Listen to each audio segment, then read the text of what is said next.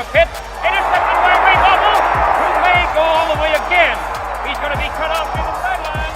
He was tripped by a man standing in front of the Winnipeg bench. First down, Edmonton with the football. McManus going up top for Eddie Brown. What a catch! Eddie Brown! Touchdown, Edmonton! Penalty markers down all over the field. Illegal substitution, too many men on the field, Saskatchewan. From 33 yards out to win the 97th Grey Cup. Ball down, ball through. 3, 2, 1. What is up, everybody, and welcome back to the Football A podcast. I'm your host, Bryce Hopwood. With me is not just my good friend and co-host, Anthony Ventura, but we have two of our favorites, Chris Tymofichuk, a.k.a. the Bucket Guy, and he's known as SBP, Snack Bites Pete, a.k.a. Anthony's Nightmare, down there in the bottom left. Fellas, well, first of all, we do have a few subscribers and followers and all that kind of stuff. So first of all, I want to appreciate you. We're in the playoffs. If you're continuing to listen to this, you know, it's an important time of the year. Second kid trying to get things. I tried to get a guest last week. I couldn't. Aunt had work stuff going on, a work trip. So it was a big mess for the semifinals. We're going to do a bunch of talking. But first of all, I mean, this is a huge week. We have the finals between our own Bomber fans, Chris and SBP, and our lone Rough Rider fan, Anthony. So I'm sure this one's going to get fiery. Hello, everybody. How's everybody doing? Great to be back, man. And playoff football, nothing like it. I mean, last time we were on, we were talking Labor Day and Banjo Bowl. We know how those went, 2-0 for Winnipeg. I expect nothing less this weekend coming up, and it should be a good one. It's November 6th. This is a historical day in Canada and the U.S. It is the first time the four of us got together to talk about CFL playoffs. I'm excited. You know, you said we're going to get fiery up. I'm not really the fiery type here. I'm usually pretty calm, but I'm excited to get into it. Going 0 for will do that. Well, 1 and 2. Let's not get it twisted. We won the first one. People really care about that early season matchup. It counts as much as the other two. It's fine. Yeah. It's fine. I'm excited, guys. I love the banter. I know we're going to get to it. I want to talk about something that's been at the top of my mind most of the season that I've been really fiery about. We have the awards out and ready. Bo Levi Mitchell, 5,400 yards and 30 some odd touchdowns, 33, 34. Actually, I believe I have it right here somewhere. Yeah, 32. So give him a little extra credit. And Brady Oliveira are the two MOP candidates. I am sorely disappointed, I think, in the CFL that we do not have a battle between the two defensive players, between Ty Bev and Roland Milligan, Ant's guy. I understand maybe not Ty Bev and maybe going with Bo Levi with the 5,400 yards. But I think Milligan should probably be in over Brady. And I've tweeted it. Maybe it's American of me. But Chris, you tell me from your standpoint. We'll start with you. Do you think I'm being crazy that Brady being Canadian has a little bit to do with the MOP case for him in this? Because, I mean, I don't know. Milligan's numbers, man. Yeah, I don't think so. And being a diehard blue and gold fan, I mean, it really pains me to say this, that I want to support a rider of any type or sort. But the year that Milligan had, he should have been up there.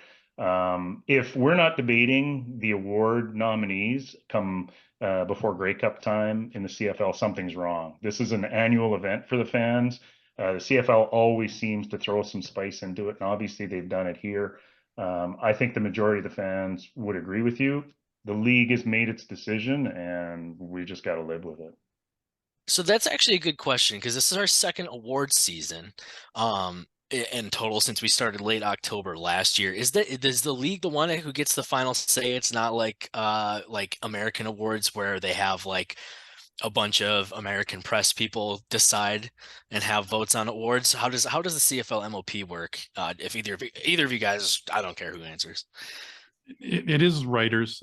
For the team awards, it's 4 local writers and the head coach put forward the team nominees.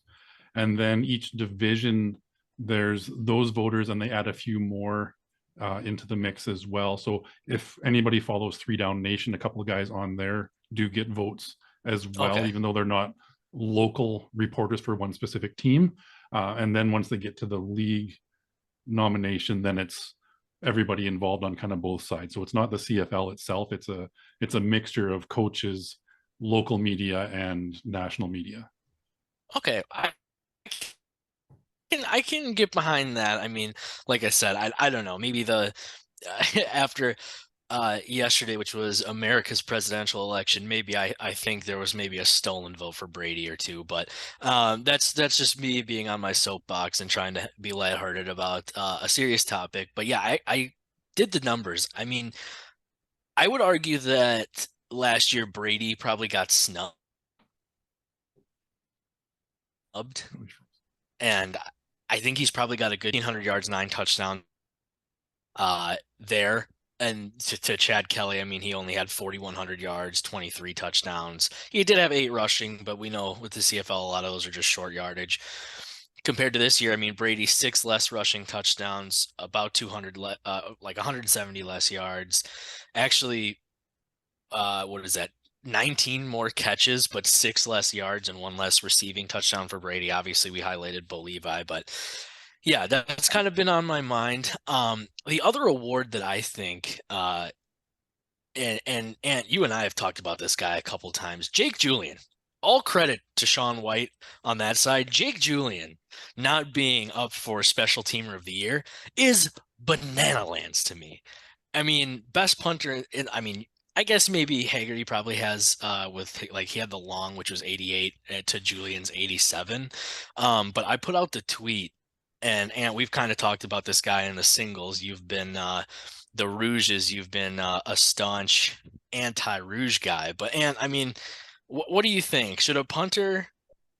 This is the numbers. Tied first in punts inside the 10. First in punt average by 4 yards. 15 Rouges, which doubles up +1. Second place, which is 7. I just feel like he should have been there.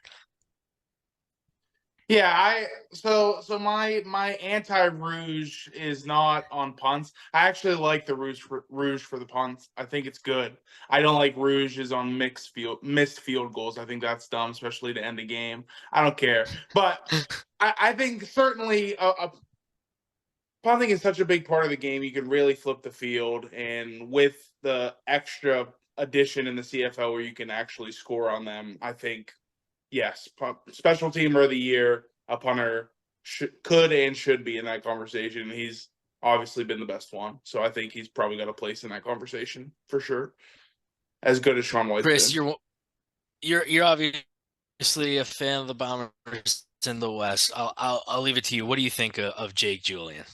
I think he's fantastic. I have a soft spot for him, especially his mom was a big supporter during the bucket campaign. So that just goes to show you what kind of player and family he is. She was fantastic, but he's a super down to earth guy. He's a very skilled guy.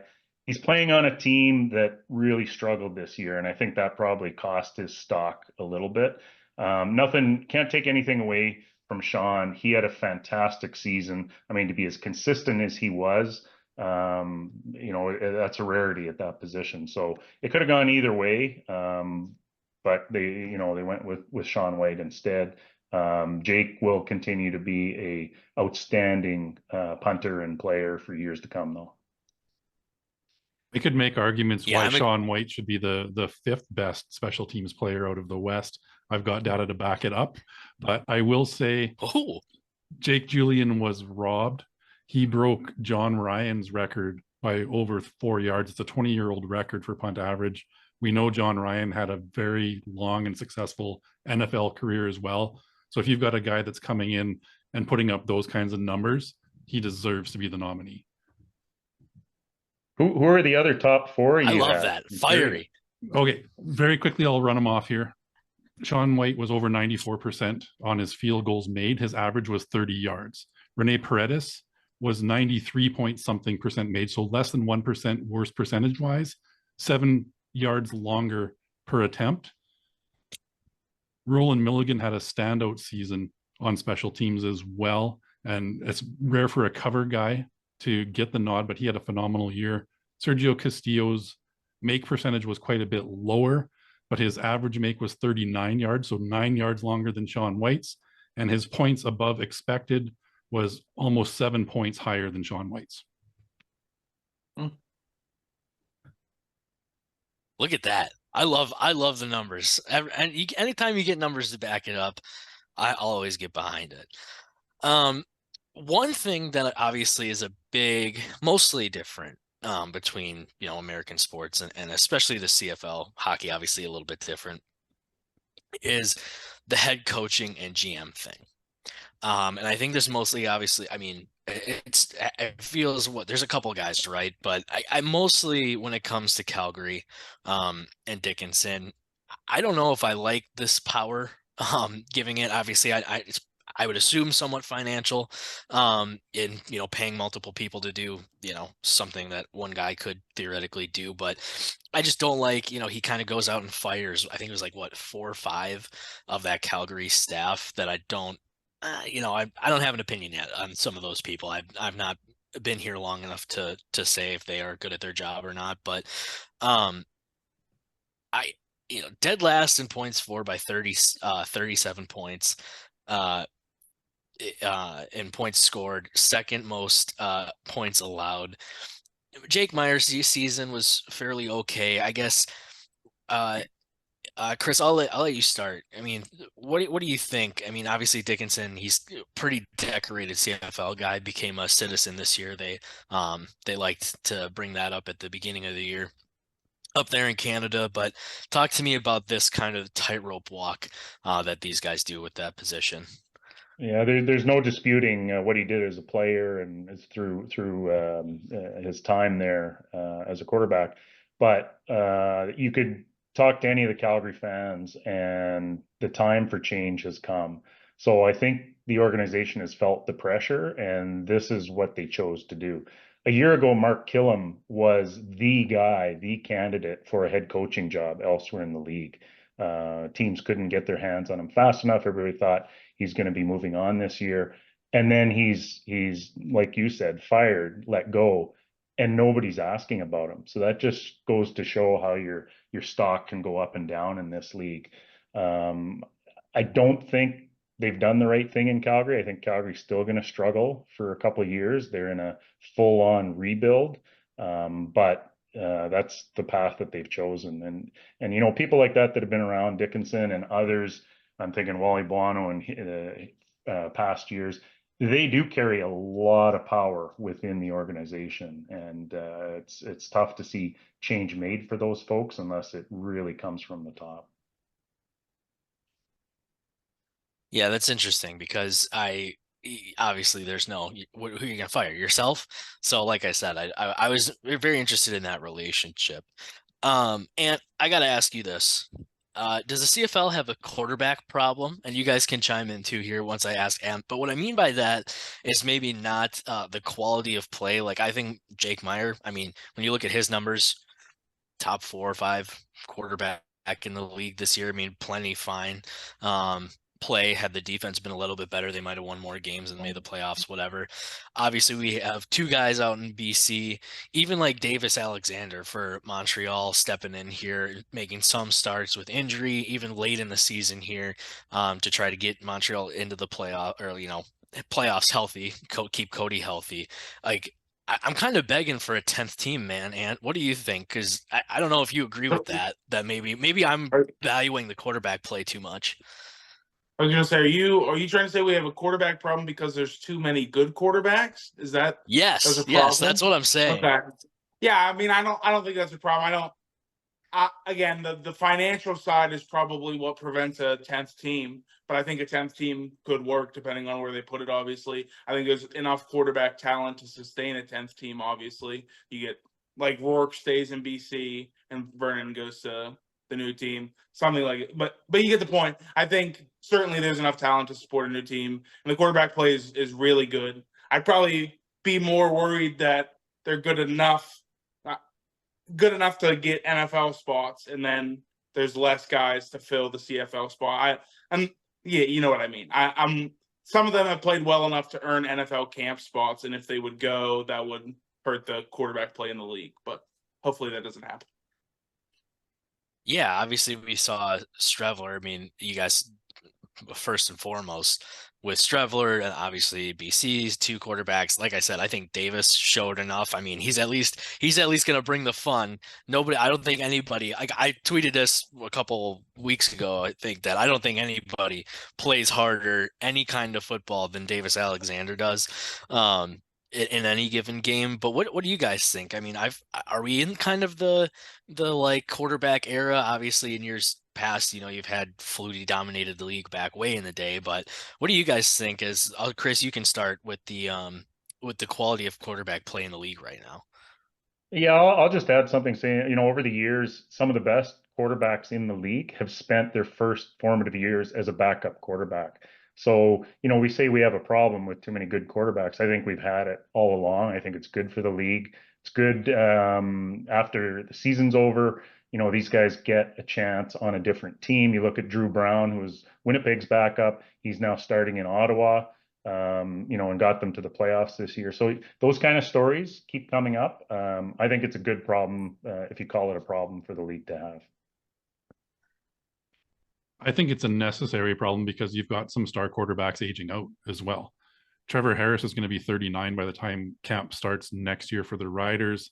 Zach Collaros will be 36 or 37, I believe, and in the last year of his contract next year. He's hanging around because the Grey Cup is in Winnipeg next year, and I'm sure he wants to be a part of that. Bo Levi Mitchell is, I believe, 34. He'll be 35 by next season. McLeod Bethel Thompson is in his mid-30s as well. Jeremiah Mazzoli has been demoted to a backup role, also past that 35 years of age mark. So you need the Drew Browns, the Davis Alexanders, the Nathan Rourkes coming up hungry. Taylor Powell is another one in Hamilton that's going to be fun to watch progress. He battled for the number one job last year, and Bo Levi, the MOP candidate, was benched for Taylor Powell earlier this season as well. So I think it's necessary, and we're going to see that next generation coming through in the next season or two. All right, next generation. I've talked about it a few times, maybe even with you guys on my connection to the Rourke family. I've interviewed Curtis twice. What he's doing in Indiana, I mean, from the outside looking in as a new fan, it almost feels like they are like kind of, I don't know, the first family, if you will. The Rourke boys. I mean, obviously, I want Curtis I would love for him to play professionally at the highest level in the NFL. I would love nothing more also than to him be an all-time great in the CFL because it could be good for business. But that being said, as your guys' two viewpoints as the Canadians, what are the Rourke boys mean in their success from in American college football? And obviously Nathan didn't get the chance to stay, but it seems like you guys kind of wanted these guys home. I'll start on that one if you want. Nathan, I think, got put in a pretty unfair spot this year coming back to the BC Lions. There's no way he should have started that game against Winnipeg. That was a coaching disaster by Rick Campbell, in all honesty. And unfortunately, he struggled to find his footing the rest of this season. Vernon Adams is going to be gone from BC next year. It's going to be Nathan Rourke's show. I think he's going to bounce back. I don't know if he'll ever reach the heights. He ran so white hot in those 9 starts in 2022 that I don't think any CFL quarterback can sustain that forever, but he will be a star. And any team would be foolish not to throw a draft pick at Curtis Rourke coming up this year. I think you risk wasting a first round pick, I guess, in the CFL, because if he does go to the NFL, you kind of lose. It's a wasted pick.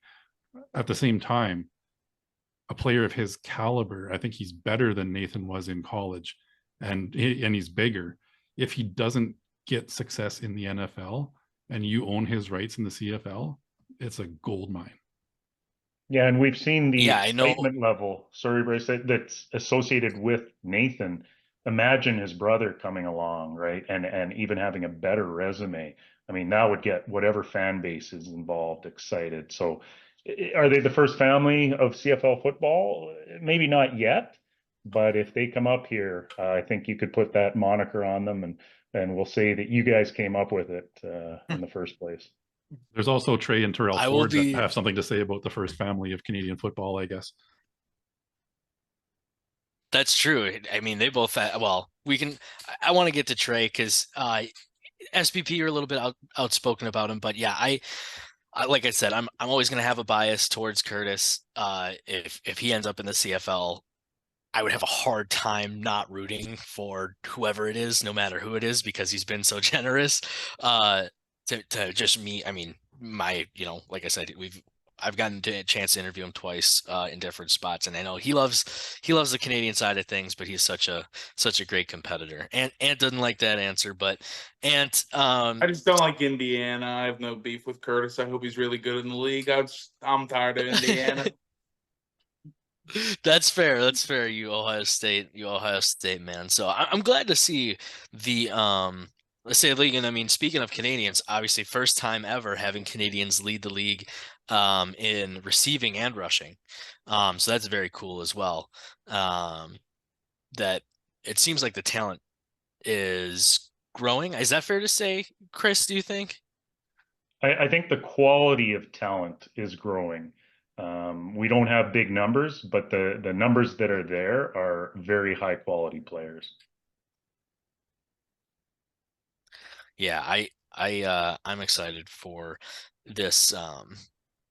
I'm excited for this next few years of CFL football, especially with whatever happens with the Rourke boys, and then obviously I think there's a lot of guys, and even some of the American guys that are realizing like, hey, maybe I should just stick around in this league instead of trying to go to NFL camp. Because I mean, we saw with Betts, maybe not the best example in what I was trying to make a point of with Americans, but I mean, Betts, 18 sacks, couldn't quite sniff the Lions roster totally, but comes back and is okay. Wasn't great, but maybe if he gets a chance to stick around, or if he stays in the CFL, sticks around, and has a full season, maybe that BC defense looks a little bit different and they're still playing. But yeah, I'm excited. And I'm excited to learn more about some of the U Sports stuff. That's something I'm going to be dedicated to this year. Well, I do want to get back to Trey Ford just for one, SBP, because you've been pretty fiery about him in the DMs. I ask you about him. I'm really high on Trey Ford. Obviously, he's a human highlight reel. What do you think? Should Edmonton just give him the full go for once next year? Edmonton's in a rebuild mode right now. They've got a new president. They're going to have a new GM and probably a new head coach. Throw everything at him right now. It's a small sample size. We don't exactly know what they have with Trey Ford, but they ran Taylor Cornelius out there for like 27 starts and he didn't win any of them. So it can't be any worse. And Chris Jones ragged on him about not being great at camp or not being great in practice. But one thing he's shown is he's a gamer. He gets out there and makes things happen on the field. We don't know, but we're not going to know if we don't see him get that opportunity. And if I'm Edmonton and I'm trying to rebrand and try to re-engage the fans, having an electric Canadian quarterback out there running around and making things happen is going to bring more fans into the stadium. Yeah, I mean, I think you're going to get the 2 or 3. You play 18 games regular season, and obviously everybody's very familiar. You're going to have 2 or 3 stinkers no matter what. So, like, if he ends up with 4 or 5 stinkers because he's running around trying to make something happen and then everything else is gravy, then I think that's more than enough. I want to see him get a shot. And what do you think about Trey Ford? Because I know we've talked about him a lot. Yeah, I know you're probably higher on Trey Ford than I am. Certainly he's a good player. He's, like you said, human highlight reel. He's very flashy. He's very good. He's electric. I personally like more consistent.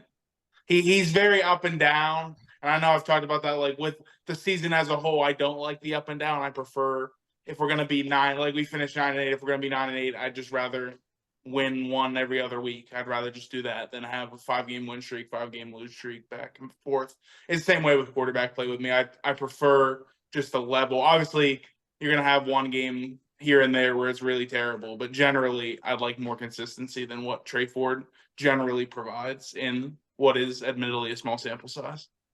I'm going to give you some numbers because I know you guys like numbers. From 2022 to 2024 inclusive, the Elks have had starting quarterbacks Jarrett Dagey, Nick Arbuckle, Taylor Cornelius, MBT, and Trey Ford. Trey Ford has 9 wins. Combined, the rest of them have 6. Jeez. So you tell me whether it's Trey Ford is the problem with that team or whether he deserves the shot.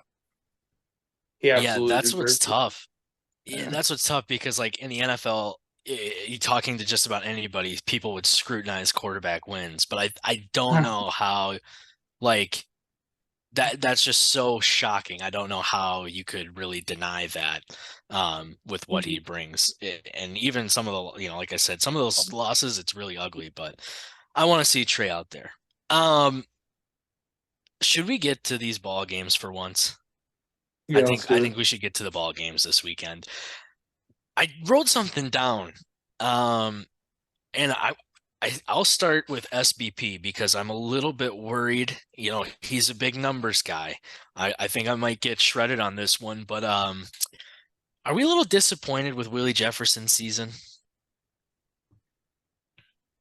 From a numbers perspective, yes, but if you watch every game, he's a disruptor. And what he lacks in sacks, he makes up for in pass knockdowns. I believe he's approaching 70-70. So as a career, 70 sacks and 70 pass knockdowns for a defensive lineman is crazy. And it was a big loss to have Jackson Jeffcoat retire this offseason. They haven't found somebody for that other end position that's as consistent as what Jeffcoat was, which allows teams to key on Willie, double team him, and not let him get that quarterback pressure. And if you look at what Jordan Younger has done in his first year as defensive coordinator with the Bombers, he has keyed so much on the linebackers and defensive secondary dropping into coverage that Winnipeg's often only rushing 3 guys. So if you've got a 3-man against 5-man offensive line and he's still getting a pass knockdown, he's doing a job. Fair enough.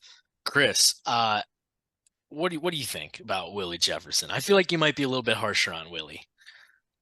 No, I'm a Willie fan from the days even when he played for the wrong team over in Saskatchewan. That was a real coup when the Bombers ended up signing him, and I know the Rider fans regret that to this day. Is he getting a little slower and a little older? Yeah.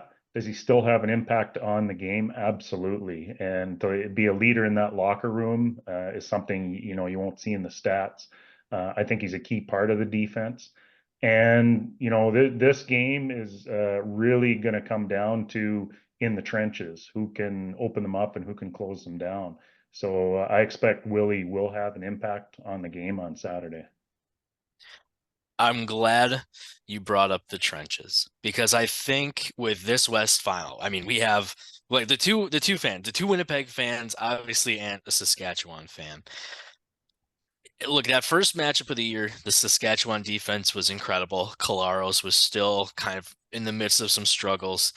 But I think comparatively, when you look at that first game that we kind of joked about to Labor Day, or the Labor Day and then the next weekend game, I'm wondering if the trenches is going to be where this thing is won and lost. Obviously, Saskatchewan was running out Frankie Hickson later in the year here, didn't have Thor. That early season matchup was, I think, statistically, so SBP, you'll love this, but Brady had 9 carries for 49 yards, and that game was close the whole way. They just like didn't feed him. I mean, he had 9 catches for 80 yards, so just dumping it down for sure is one thing. And then on the other side, Thor, AJ Ouellette, 17 carries for 88. So both averaging about 5, little over 5 yards a carry there. And obviously Saskatchewan has added Rock Armstead since then. And I'll start with you. You're the guy, you like the O-line, you like running the football a little bit. How are you feeling with that Thor and Rock Armstead duo in the backfield this weekend? I like it. I thought Thor played well this past weekend. I'm feeling I'm trying not to get too confident, but I'm feeling pretty good. I like having both of them. I think both of them are good enough to win the game without the other one, and the fact that we have both of them, I feel pretty good. I'm excited to see the O-line mash a little bit. And I think on the other side of the ball, I know you probably get to this, but on the other side of the ball, I think all 3 games, I don't think Oliveira had particularly good games. We've had a pretty stout run defense all year. If I remember correctly, Oliveira, I don't think it's past 50 yards in any of the 3 games. So control the line of scrimmage on both sides it's a good recipe. Not that it always works. Obviously, we're 1-2, but I can't argue with anything Ant has said there. I will say playoff time in Winnipeg is different than regular season. You're right about Brady, and SBP can come up with the numbers. He hasn't been great against Saskatchewan. He is phenomenal in the playoffs. He seems to hit another gear, and he's going to have to in this game against Saskatchewan. I think they have a better offensive line, and their defense is very, very strong. Both defenses are strong. But truly, that's what it's going to come down to for me, is who can establish that line of scrimmage and get their running back positive yardage. I think Yeah, one SBP. thing. Yeah, sorry, I didn't mean to get in there before you, but I wanted to bring it up because you've been the numbers guy so far. I mean, I think it is interesting. I did pull up all 3 games. First game, 9 carries for Brady. Like I said, I mean, 9 catches in that game, so they're still getting him the touches. Games, 11 carries and 12 carries. Like Ant said, not over 50 yards in any of those single games against Saskatchewan. Obviously, each one of those ended up being very interesting when it comes to the final score. 42, 43, and 49 yards, though, for Oliveira. So, yeah, we brought up the trenches and everything. SBP, tell me what you're thinking. First, I'm going to give some credit to AJ Ouellette as well. I think the semifinal game against BC was his best as a rider and possibly his best game in the CFL. Yeah, he got stuffed for a loss a couple times in a couple of short games, but he battled through and had some big plays, including, I think, a 30-yard touchdown run. The Riders have prided themselves this year. I think they're trying to build a team around being competitive against Winnipeg. Realistically, if you look at, they've established the run game. They are the best team defensively against the run, and that's because Winnipeg has come at them with Andrew Harris and Brady Oliveira for the last several seasons and just pounded them. But what Winnipeg has done well against that rush defense is dump it off to Brady, and he's in 2 of those games he had 80 yards and 60 yards receiving. So yes, they kept him to under 50 rushing the ball, but still 110 plus yards, total yards. And they have found a way to keep him engaged in the game if that run up the middle isn't there. I'll be interested. Your boy Thor, and I mean, he did dye his hair dark before the playoffs, going from the blonde to the dark. Do we think that has some extra power in it? Sure. That's what it takes. I don't care what he does. He could shave his head tomorrow if he runs for 100 yards Saturday. I do not care what he does with his hair. Absolutely, cut it off. Oh, I love it. I love it. Chris, I feel like you've been everywhere. In a literal, well, actually, in a literal sense, you have been everywhere. You were in Victoria. You've been to all 9 stadiums this year. What, from your perspective, what do you think the one key is for Winnipeg? I'm assuming you're going to pick Winnipeg to win. Just a hunch. What's the one key you'd like to see out of them this weekend? Yeah, I think they can win. I don't think they can cover what the current spread is. I think it'll be closer than that. But to me, establishing that run game and just controlling your emotions. The crowd, I mean, it's sold out. It's going to be loud. It's going to be wild. Weather is not going to be a factor as far as it looks. And maybe that's okay. If BC were to come in and it's blizzard, that's a different story. This is Saskatchewan. They're as used to the weather as Winnipeg is. So these are going to be two good teams. It's going to come down to ball control, who doesn't turn it over as one of the keys. Saskatchewan leads Winnipeg, I think, by over 20 takeaways. So that's something to be aware of. They're going to be ball hawks. They're going to be looking to get that ball back. But if Winnipeg can control that, I think they have the edge playing at home. And just as an aside, having traveled, having been to the hand to God game, as I call it, in Montreal, when the win came out of nowhere to ensure the Bombers finished in first place.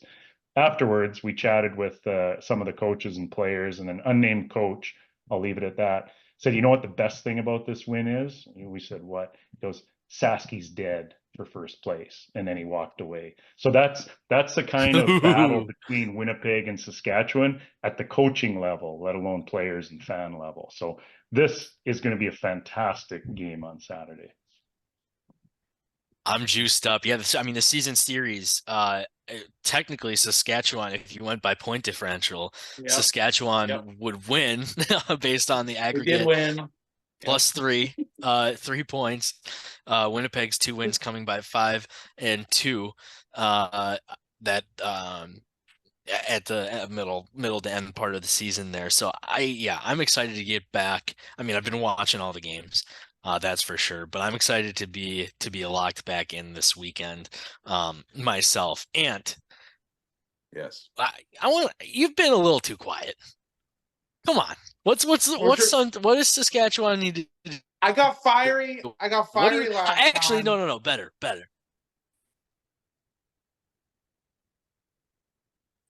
What? Go ahead. My bad. What do you need? Okay. I got fiery last time and we lost back-to-back weeks. But we're just gonna reel it in this time. I was gonna say I'm not gonna let my emotions get too heightened here. What I say, I'm a calm person. We did win on the aggregate. I think kind of what Chris said. I think it's important for SAS to keep our composure even more than you guys. You guys have been here. You've done this how many years in a row? You've been in this spot. You've been in the Grey Cup. I think it's 4 years straight. We have not been here, frankly. Corey Mace has not been here as a head coach. We need to control our emotions. Being on the road, being in a rivalry game in a spot that we haven't been to in years, it's going to take a lot. It's going to take a lot. I think they can do it. Like I said, I think the key is control the time possession, control the run game. Can't say 3 yards in a cloud of dust because there's only 3 downs, but 5 yards in a cloud of dust works just the same. So that's what I'll say. 5 yards in a cloud of dust. Keep Winnipeg's offense off the field as long as you possibly can. And you're good. There's one thing I do want to bring up about the season series. It is a statistical fact. SBP, you can back me up. You can double check me.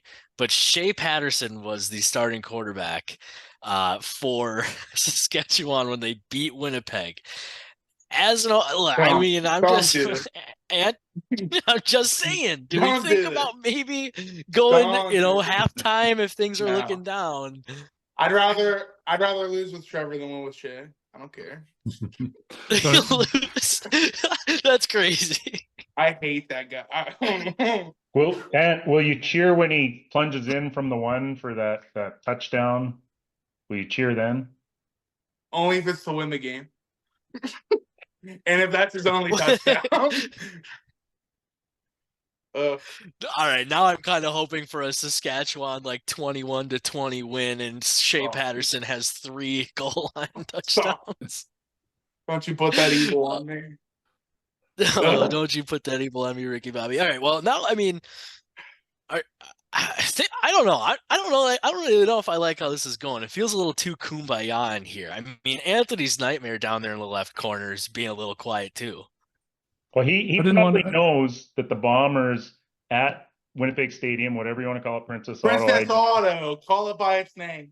Don't try to make it scarier than it is. Princess Auto is the name. Princess Auto, but my point is, going back even before was that they're 8-0, and I believe SBP can confirm that they're 8-0 with Saskatchewan. So past has nothing to do with a current game, but if trends go the way they have been, they'll be 9-0. Let me for you Canadians, let me loop in some hockey here. Last night, our Toronto Maple Leafs played Boston. We had lost 8 straight to them too. We saw what happened last night. Belt the ass. So let's make it happen Saturday again. Let's talk playoffs, baby. How are those Leafs against the Bruins in the playoffs? Well, hey, that's a low blow. Check, we'd have been fine. Well, let's not forget the last quarterback for the Riders to beat Winnipeg in Winnipeg was Zach Collaros, and he's going to be playing for the Bombers this weekend. A couple of things. I believe also, I'm with you. I think this is going to be a close game. I would take Riders plus the points, Bombers money line this weekend. And a couple of keys, you talked about turnover ratio. At one point this season, the Bombers were a -14. I believe when they were 2-6, they were -14 on turnovers. They turned that around and finished as a positive. So they have done an incredible job at protecting the football in the second half of the season. And that's going to be key for both of these teams. Saskatchewan doesn't turn it over often either. The other thing is stupid penalties. Let's talk stupid penalties, because if there's one thing that the Bombers have been over this run, is it's been a disciplined team. They don't take those unnecessary roughness and objectionable conduct penalties at the same rate other teams do. And what you don't want to do is take a 15-yard penalty and put Sergio Castillo in any kind of field goal range early, because there's nobody in the CFL better all time in a season outside of 50 yards than Sergio Castillo. So he's an automatic point getter for you. And Saskatchewan needs to play smarter than they generally have against Winnipeg if they're going to stay in it. I believe there's a precedent in the playoffs, right? SBP, about Saskatchewan taking those 15-yarders and ripping helmets off. And, and you talked about composure. It's going to be a big part of it. Can they contain their emotions? They haven't in the past, and it's hurt them. He's crossed his arms. He's stewing. You guys have him stewing, that's for sure. Oh man. Well, look, I like that it got a little bit chippy. It was a little, like I said, it was a little too kumbaya.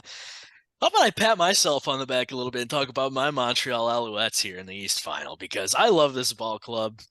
They've done exactly what I basically asked them to do, which was, maybe drop a couple, let's start at the end of the season. We'll kind of get down in a little dip. That way we can hit the high as we get to the East Final. Toronto here after scoring 58, which, by the way, it didn't end up mattering. But Drew Brown, I actually am really high. I think our Darius shout out our Darius Pickett, because he liked and retweeted me when I tweeted about him being a big turning point in their season and their defense.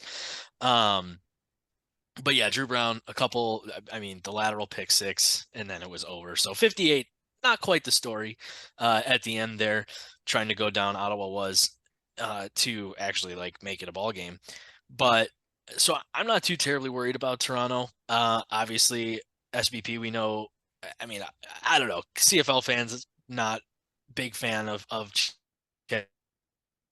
Kelly for obvious reasons, but SBP, I'll start with you. What do you see in this ball game? Obviously we know last year Montreal, was it Kelly had 6 interceptions? 4 picks and 2 fumbles, I believe, in that one. Yeah. Yeah. I was critical of Chad Kelly as well, and I actually picked Ottawa to upset them last week. I was wrong on that one, and Chad Kelly had one of the best playoff games that you'll see from a quarterback. Say what you will about him as a person, and I could go off on a tangent about what a terrible person he is. I'll save that. And he proved that he can perform in the playoffs. Unfortunately for Drew Brown, I think 467 yards passing. Those 2 picks, yes, they were ill-advised throws, but you're trying to make things happen to get your team back in the game. So you can't really fault a guy for those late interceptions when you're playing from behind and you're trying to push it down the field. I actually, unfortunately, think that Toronto is going to the Grey Cup. I think for Montreal, they put themselves in a position where they haven't played a meaningful game in 2 months. and Toronto had to pick themselves up to pass Ottawa in Too the good. standings and then beat them again in the playoffs. And I wouldn't be surprised if Montreal wins, but my money is going to go on the Argonauts in this one, as much as I hate to say it. That really hurts. Chris, what are you thinking? I agree. I think the steamroll that is the Toronto Argonauts right now is peaking at the right time. They're being coached well. The players are playing well. Montreal, they're a good team, but Toronto is just on a different level. I would love to see Montreal get into the Grey Cup because I think Winnipeg playing them stands a better chance than Winnipeg playing Toronto. But I think the Argos are going to prevail. What? I just think they are going to get past Montreal. They are a team on a mission right now, and I agree. Say what you want about Chad Kelly as a player, he's found a different gear and he's totally dialed that team in. They're going to be very, very difficult to beat on Saturday. Now, I'm hoping to And see Marc-Antoine Dequoy get 3 interceptions and a couple of them return for touchdowns. I'll be the first guy to send you a virtual high five if that happens. all right. So first of all, what the hell? Second of all, and you're as loyal as anybody that I've ever met. You know that when it comes down to it on Saturday, I will be rooting for the green, Saskatchewan, because I have to have your back. It's a two on two on this podcast right here. That has to be the case. So when I'm about to tell you to tell me about the East Final, I'm expecting to hear the Montreal Alouettes are going to win this ball game. But what say you, Ant? What say you? Okay. But hey, it's a free country. You're allowed to say whatever you want. I hear the arguments about momentum. I've also seen the exact opposite happen. Hottest team comes into the playoffs and they think they're so hot. The other team's been off for a long time, and then they fall flat on their face. Happened with the Browns in the playoffs last year. The Browns were the hottest team in the NFL at the end of the season, marching the playoffs, and got their ass beat. Like, it is what it is. It happens. I just think Montreal is better. Montreal has been better the entire year. Literally the entire year. They've been the best team in the league since maybe week 2. Winnipeg looked really bad week 1, and Winnipeg was established to be the best team in the league at the beginning, and then they played really bad at the beginning, and everybody flipped to Montreal, and it's been Montreal the entire season. I'm not going to flip off of that just because Toronto happens to be hot right now. I understand the argument, but I think Montreal is better, and they'll get it taken care of. I would like to know, it would maybe be the funniest possible occurrence of anything that's happened on here if you missed the Grey Cup final and Saskatchewan made it. If Montreal got eliminated and we made it, that would be very, very funny. But I'll be rooting for Montreal anyways. There's also a chance where both our teams lose, and this is the last podcast we ever do. So certainly, there's a certainly, there's a chance that we both win, and next podcast is the last podcast we ever do. Yeah, SBP and Chris might just come in here just for the view of the sport, if that does happen. Yeah, I'm excited. I'm not gonna lie, I'm worried. The Montreal run defense has been very leaky for a lot of the year. It's something that, maybe a guy like, I don't know, Sean Lemon, guy has a lot of sacks, but certainly can stop the run as well. Somebody like that you could probably use in your lineup. But Mustafa Johnson, I've been critical at times. The end numbers are pretty solid. I know Sankey's going to be everywhere. I know Ty Bev is going to be everywhere. I know Dequoy is going to be absolutely tracking Chad Kelly's eyes like a animal that tracks and kills and is a predator, that is for sure. So I'm obviously never going to go against my team. I'm a little worried about the birdie, in the back of my head. Kadeem Carey could have 150 yards and 2 touchdowns, and I'm really upset Saturday afternoon.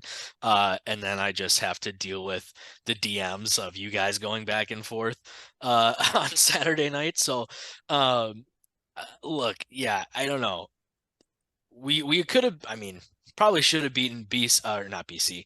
I'm looking at them, they're on my screen. Probably should have beat Winnipeg that final week of the year. definitely had the opportunity. I mean, game-winning field goal.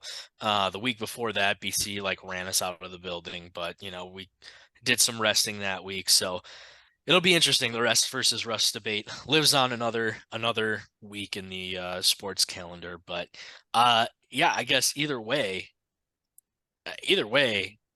well, I have to win, but one of the four of us, somebody is going to be happy Saturday night, and I can't wait for our group chat to be going off about it. Now the Grey Cup out in BC. Are you guys? Is anybody already planning to go?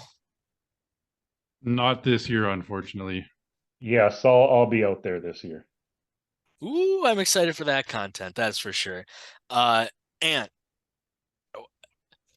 Yeah. if Saskatchewan makes it, Yeah, so I'm considering it.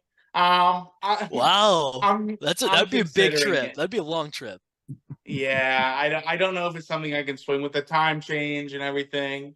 I don't know if it's something that I can swing, but I'll look. I'll certainly inquire Are you at going to follow? Expedia.com. Are you going to follow Trevor Harris's advice and book your ticket in advance before the game's decided? No, I've generally had some bad luck with that. I've gotten burned a couple times trying to do something like that, so I don't think I'm going to do that again. Oh, I love it. Is there any like for the two longtime CFL fans, is there any like anything we need to be aware of? Obviously, this will be our second Grey Cup. Last year our first and kind of introduction and the party of it all and whatnot. Is there anything historically we should know about like Grey Cups in BC or anything, or is there any significance of 111 more so than another one, or are we just hoping for a good ball game, maybe a rematch of last year? There's been a lot of Grey Cups in BC because they were one of the only dome stadiums for a number of years. So Montreal's Big O, the Olympic Stadium, and BC Place being the two domed, they went back and forth a lot in the 70s, 80s kind of thing for the Grey Cup, because apparently back then CFL fans were soft and didn't want to sit out in the cold. Winnipeg and Saskatchewan have certainly proven that you can have a Grey Cup and a successful Grey Cup in a cold climate, and you get the booze flowing a little bit. I may or may not have smuggled some alcohol into a Grey Cup game in Winnipeg when it was the Lions and Alouettes. That's a story for another time. But Grey Cup Sunday is a fantastic time. TV numbers are up again over the playoffs. They had huge numbers this past weekend, and I expect that to be the same. And just enjoy the show. Chris Berman always does a great job on his fastest 3 minutes in football. The following night, he highlights the Grey Cup, which I have to give him a lot of credit for. And part of that was the early days of ESPN. They had CFL rights, and they didn't really have a lot of other live sports that they had the rights to. So there's a soft spot in Chris Berman's heart for the CFL, and you guys are following that path of great American sports minds getting behind the CFL. So we thank you for that. Hey, Absolutely. we love it. Sorry, Ray, I'll just add there's the game as SBP was talking about, but the Grey Cup experience is a 3-day celebration mainly for the fans. Super Bowl is very corporate generated. You got to pay high price tickets to get into any of the events. Grey Cup is very different. There are team parties for 3 days, and it is really just a love fest of Canadian football. You put all these people together, everybody gets along for those 3 days. The rest of the year, who knows what happens, but it's a wonderful, wonderful experience. And it doesn't matter what city you're in, whether it's Regina, Hamilton, BC, Montreal, it's always a good time. So I hope you guys do get the opportunity to go, not to see Saskatchewan, but just to see the Grey Cup at some point. Look, next year, Princess Auto Stadium 112 is going to be there from what I'm looking at. So that might have to just think about that. I will say, looking back at some of the history, the last time it was in BC Place, Calgary beat Hamilton 20-16. So I'm not worried about that. The one prior, though, if you go back to 99, BC Place. BC beat Winnipeg to win the 99th Grey Cup, a home Grey Cup for them. So I wonder if Winnipeg can, what was that? 2011. See if Winnipeg can avenge themselves. But that's for next week. We got these games this week coming up, the finals. I think these games, I hope they're really great. I think they're going to be really good. I think these 4 teams are probably the most deserving. Like I said, I would have liked to see Ottawa, but at the end of the day, these are probably the best 4 teams in the league. So I'm excited. Gonna be watching. I know you guys, will be too.